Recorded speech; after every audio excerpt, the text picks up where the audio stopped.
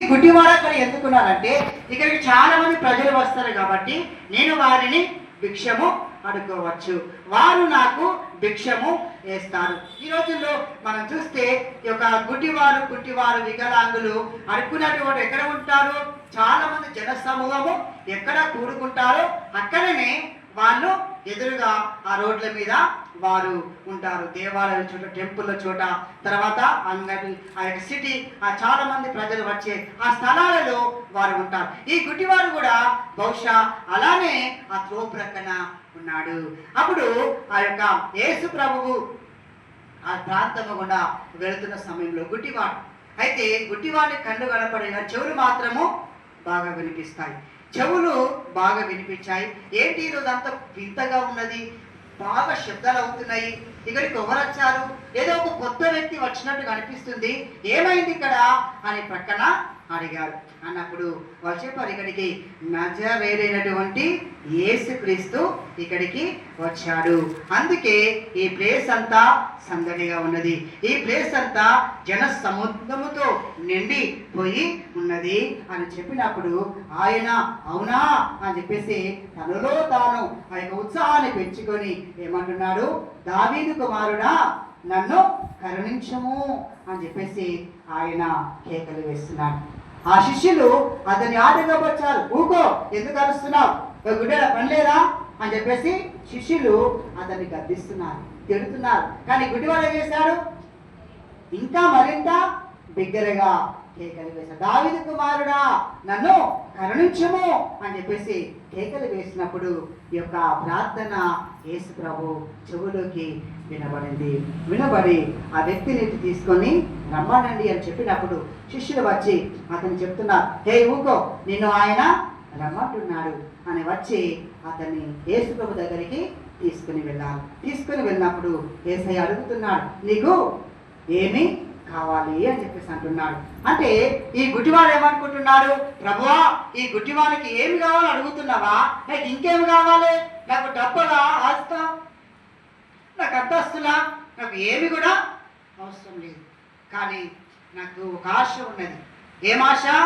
నిన్ను చూడాలన్న ఆశ ఉన్నది.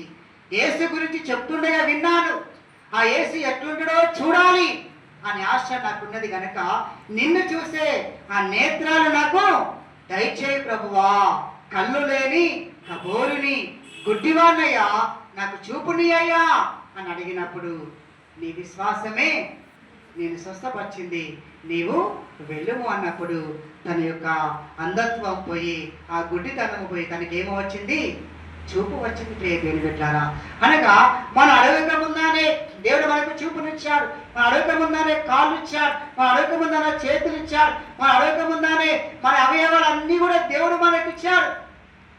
ఎంతో మంది అవయవాలు బాగాలేని వాళ్ళు ఏమనుకుంటున్నారు, దేవుడా నాకెందుకు శాపము, ఎందుకు దేవుడా నన్ను శిక్షించినావు, నేను ఏ పాపం చేసిన ప్రభువా, నా పాపమా, నా తల్లి పాపమా, నా తండ్రి పాపమా, నా కనుక అవయవాలన్నీ మంచిగా ఉంటే ప్రభువా నేను విడవనయ్యా, ఎడబాయనయ్యా, నీ మందిరాన్ని మరవనయ్యా, నిన్నే పట్టుకొని ఉంటా ప్రభువా అని చెప్పేసి ఏడ్చి అటువంటి వాళ్ళు ఎంతో మంది ఈ లోకములో లేకపోతే వెళ్ళారా.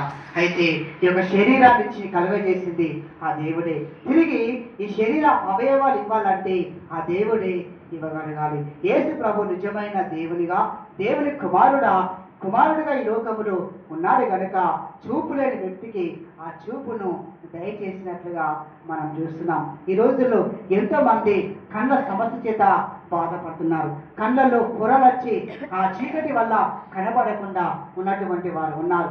కళ్ళల్లో ఆ యొక్క పురుగు వచ్చి ఆ గరగర అనడము, నీళ్లు కారడము, ఎన్నో సమస్యల చేత, రోగాల చేత బాధపడుతున్నటువంటి వారు ఉన్నారు. ప్రభువా నా కళ్ళను ముట్టు ప్రభువా, నా కళ్ళను తాకు ప్రభువా అని నిజముగా ఆ గుడ్డివాని వలె దావీదు కుమారుడా అని ప్రార్థించినప్పుడు దేవుడు నీ కళ్ళను ముట్టబోతున్నాడు, దేవుడు నీ కళ్ళను తాకబోతున్నాడు. ఏ నీరు ఉంది, ఏ పొర ఉంది, ఏ ఒక పురుగు వచ్చింది, ఏ యొక్క గాయమైనది, ఆ యొక్క అనుకోని రీతిగా ఏదో ఒక పుల్ల గుచ్చుకుపోయి మన గాయము అవుతూ ఉంటుంది కనుక వాటన్నిటిలో నుండి కూడా విడుదల, స్వస్థత, ఆరోగ్యము, బలమును ప్రభు మనకి ఇవ్వబోతున్నాడు. ఈ గుడ్డివాడు నీ విశ్వాసం స్వస్థపరిచింది, వెలుగు అన్నప్పుడు సంపూర్ణమైన స్వస్థత ఆయన పొందు